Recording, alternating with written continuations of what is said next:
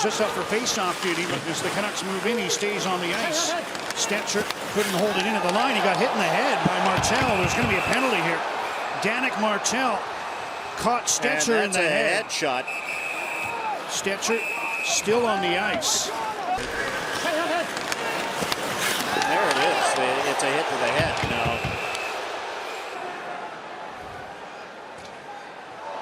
And you can see the shoulder come out.